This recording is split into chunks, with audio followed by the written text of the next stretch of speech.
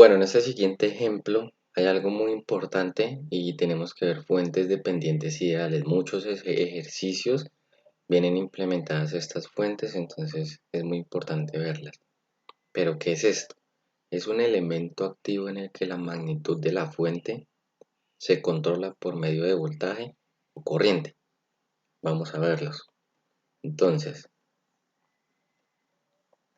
por ejemplo, hay dos tipos. Por lo general son fuentes de voltaje y fuentes de corriente. Vamos a este lado. La fuente de voltaje, ¿cómo se identifica? Pues es un rombo y tenemos un más y un menos. Listo, cuando tú veas eso, ya, fuente de voltaje. Y acá, si es un rombo con una flecha, listo, fuente de corriente controlada. Pero entonces hay cuatro tipos, dos de cada una. Perfecto, entonces tenemos fuente de voltaje controlada por voltaje, fuente de voltaje controlada por corriente, fuente de corriente controlada por corriente y fuente de corriente controlada por voltaje.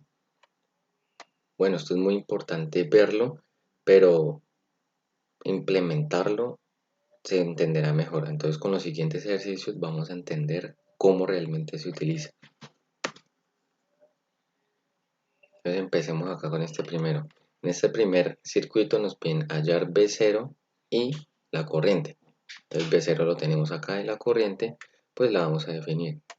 Sería esta que está acá, la dirección, y hacemos la trayectoria y sumamos los voltajes. Entonces empecemos.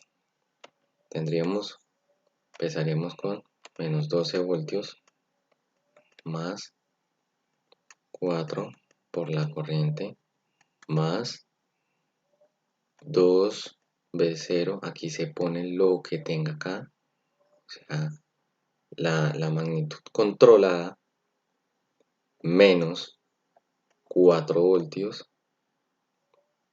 más 6 ohmios por la corriente.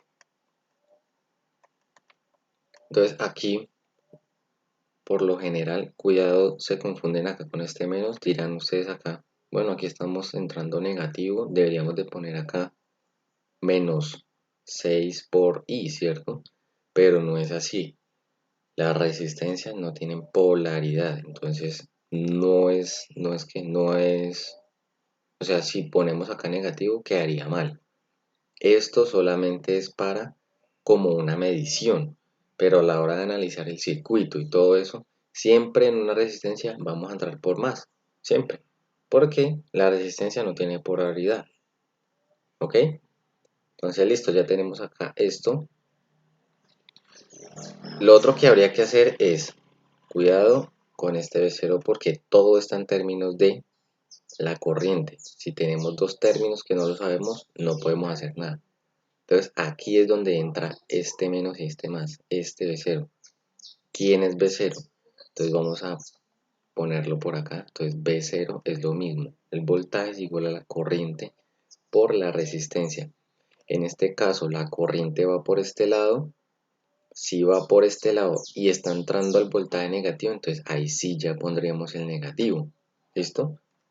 Entonces sería menos 6 ohmios por la corriente. Y reemplazamos eso ahí para que todo nos quede en términos de la corriente. Sería menos 12 voltios más 4 por I más menos 2 veces 6 por I. Esto es por menos 4 voltios más 6 por I igual a 0. Vamos a desarrollar ese paréntesis, vamos a quitarlo para que se vea mejor. Sería menos 6 por 2, 12. Tenemos acá 12 por I menos 4 voltios más 6 igual a 0. Esto es 0, no sé por qué puse acá 2.